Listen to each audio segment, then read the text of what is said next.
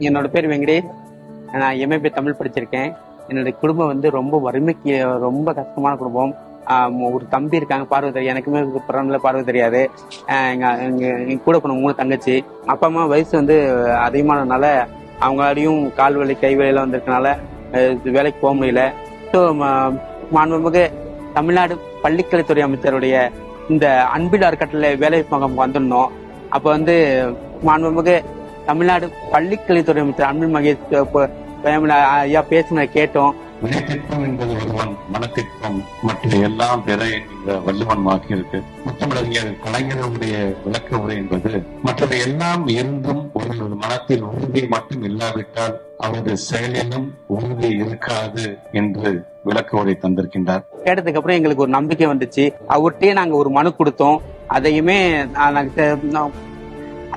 பண்றோம் அப்படின்னு சொல்லிட்டு ஐயா போயிருக்காங்க.